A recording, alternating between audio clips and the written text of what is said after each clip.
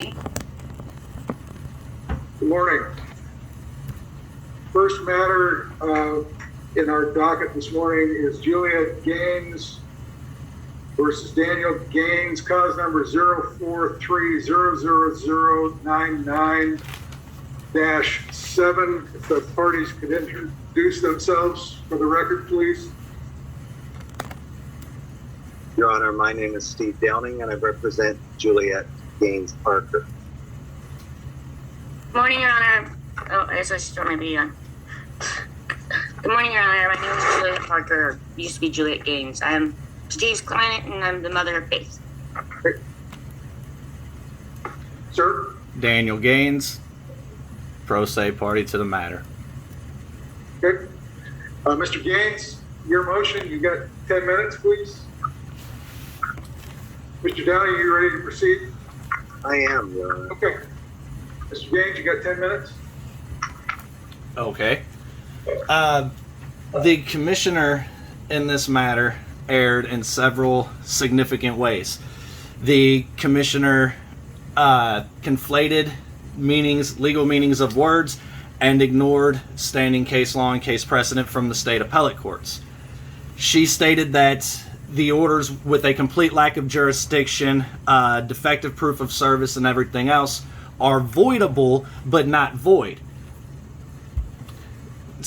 Our court case law from the state of Washington is a few examples. A default order entered without notice to an appearing party is void, and we need not consider the passage of time, or rather a meritorious defense exists. That's Mr. Gaines, I need you to. This is all being reported by a court reporter, so they need to be able to understand what you're saying. So you need to slow down your speed just a little bit, okay? If I'm limited in time, I have to be able to clearly establish the record, so whenever I file my notice of appeal, the record's clearly established for the appellate courts. Okay, go ahead. I guess you'll have to balance between having a record that's clear and a record that has inaudibles in it. So go ahead. Okay, well, then I'll jump ahead.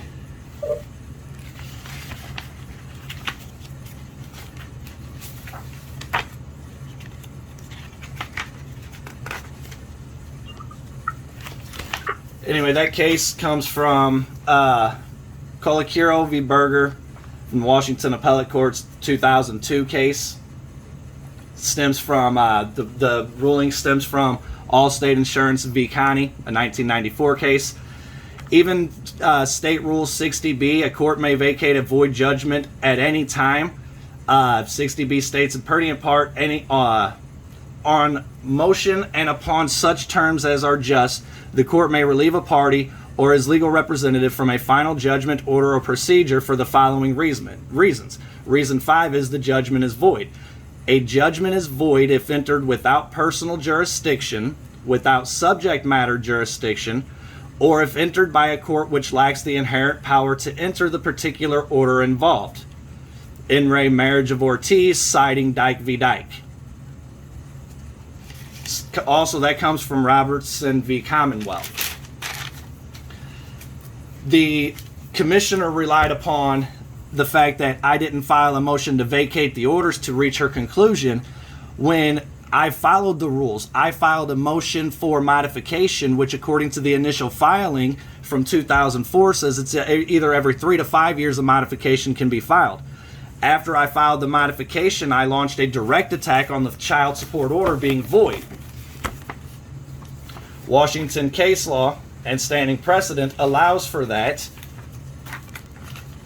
And in fact, once it's challenged and once it's proven to be void on its face or on the record, invalidity need only appear on face of a judgment alone. That judgment or order may be said to be intrinsically void or void on its face if lack of jurisdiction appears from the record.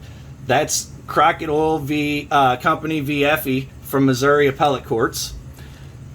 Washington Appellate Courts. A void judgment is a judgment, decree, or order entered by a court which lacks jurisdiction of the parties or of the subject matter, or which lacks the inherent power to make or enter the particular order involved. Turner v. Briggs from the Washington Appellate Courts, 1999. On the record, there exists a defective proof of service and a complete lack of jurisdiction, evidenced by the fact that the proof of service was allegedly served upon a Louisiana resident in violation of Louisiana service laws. Service laws, as in my filings, it's included as evidence in the revision. It lists the Louisiana statute, which states in part, the pertinent part, that a private citizen can only effectuate legal service after a sheriff's parish sheriff has been unable to effectuate service 10 days after, in fact, and that person must be a legal resident of the state of Louisiana. According to their own admissions, Miss Roth, who was the one who allegedly served the documents, was a resident, or is still, and was a resident at the time of the state of Louisiana. Means service is defective. With Louisiana residents, all parties involved, the minor child, Miss Parker, and myself, the state of Washington lacked complete jurisdiction via subject matter and personal jurisdiction, as well as the fact that it lacked the inherent power to issue any orders whatsoever in relation to this matter. Further, the proof of service from 2004, it states on there under under section 5 for other, I witnessed the following after is the key word, serving the restraining order. Respondent called petitioner's father to get permission to take petitioner's truck without her permission whenever the truck was in her father's name. Then she had no way to remove her belongings back to Tacoma. They can't go back to Tacoma when she's a legal resident of the state of Washington. But I digress. I had to buy her a plane ticket to fly home. Now, the most important sentence is the last one. Respondent took petitioner's cell phone without her permission. That would have been after I was allegedly served a restraining order, and Miss Parker's most recent declaration, which changed from the previous one, now states that there was police officers there, which means if there was police officers there that served me a restraining order, had I have taken anything from Miss Parker's hand without her consent, I would have been arrested. There's no allegations of me being arrested. There's no evidence of any police report or arrest records or anything else on file.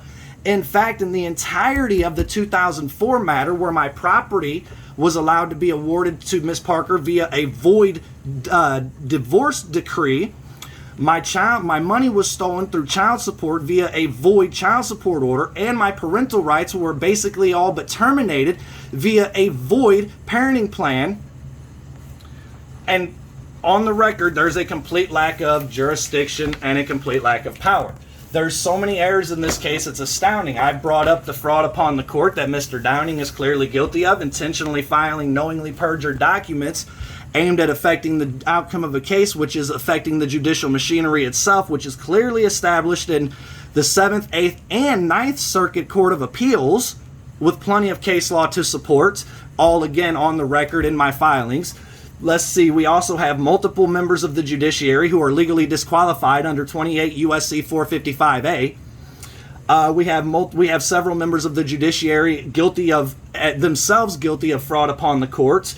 We have the courts ignoring standing case precedent and standing appellate court and state Supreme Court case law, making up the law as they go. I have multiple commissioners and judges that I can prove conspiracy against rights, conspiracy, the federal statute, just conspiracy. I can prove the deprivation of rights, under color of law. Again, you have all the evidence in front of you.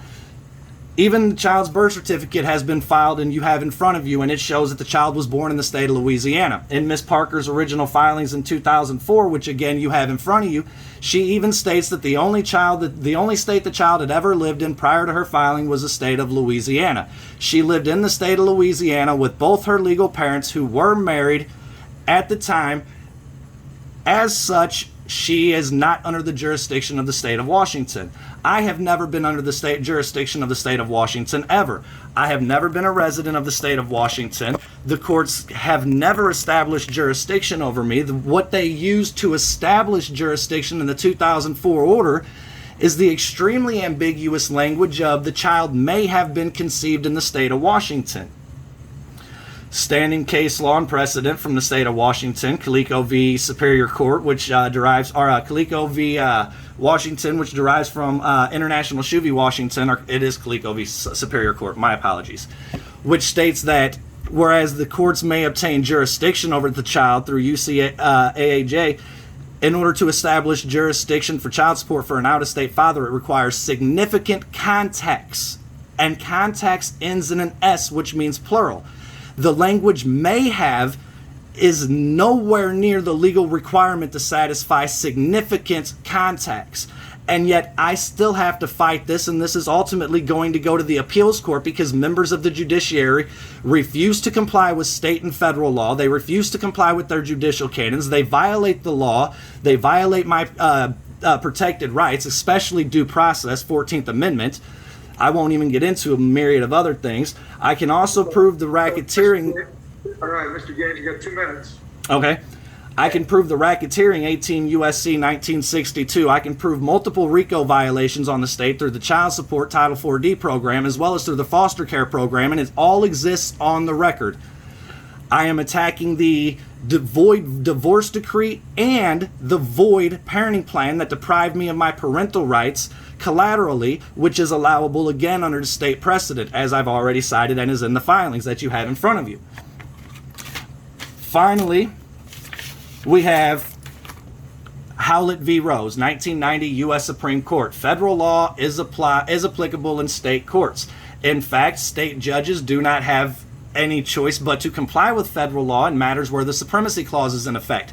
Anytime you're dealing with a matter of a protected right or a law that's derived from the Constitution, the supremacy clause is in effect.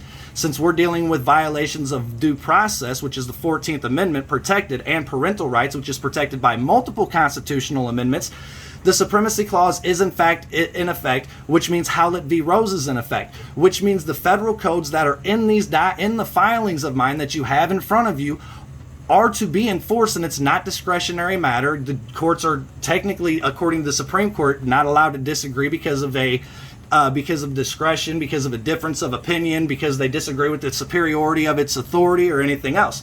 Yet repeatedly been cited, repeatedly been violated and ignored, all in the courts in the state of Washington. And it's not just Pierce County, it's multiple counties. I can prove 2 different counties guilty of the same thing just in my case alone. Okay, thank you. Mr. Downing, you have up to 10 minutes. Your Honor, I will not take that long. 17 years ago, the Pierce County Superior Court entered a decree of dissolution, a parenting plan, and an order of child support after finding that it had jurisdiction and that service was proper. This is only an attempt by Mr. Gaines to set aside a parenting plan which is no longer relevant as the child is now an adult, a divorce which he never contested. And the real crux of this matter is he's trying to set aside an order of child support in which he is now $69,000 in arrears.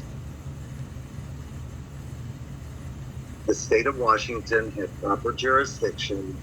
He was properly served by Ms. Roth in the presence of law officers, and this action currently pending is frivolous. That's all I have to say.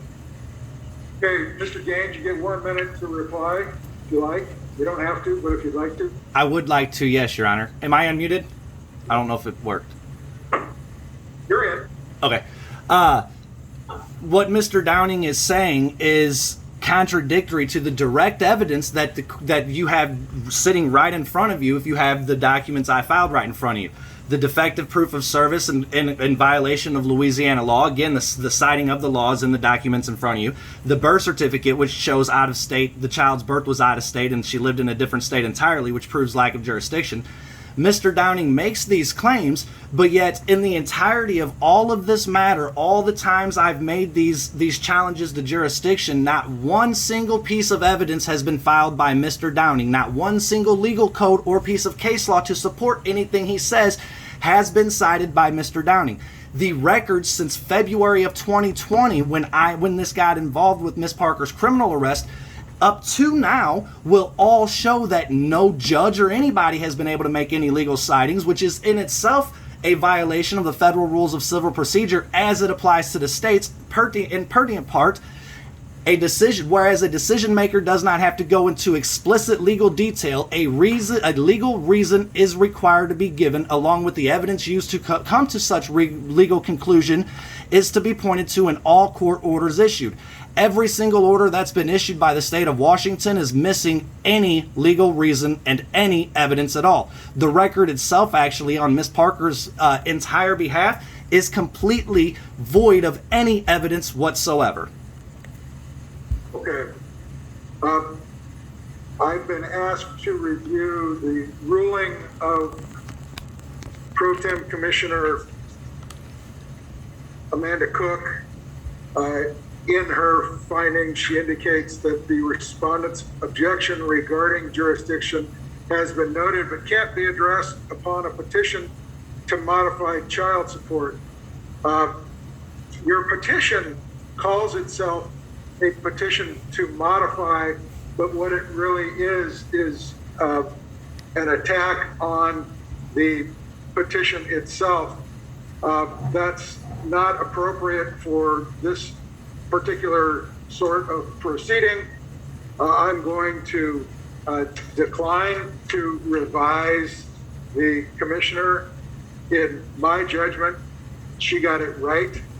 The proof that's in the file indicates that there is jurisdiction. Saying there's not jurisdiction does not make it so.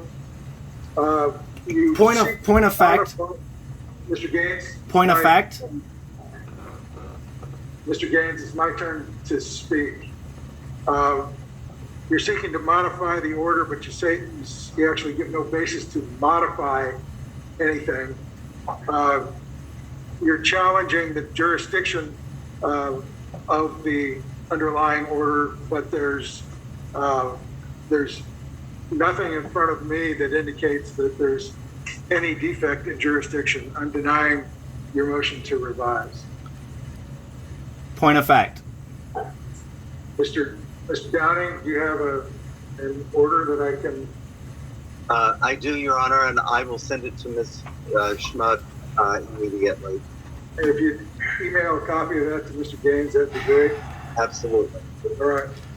So again, ignoring the law. Awesome, you're legally disqualified too. Have a good day. This will be going to appeals, and you are now also included in the federal lawsuit.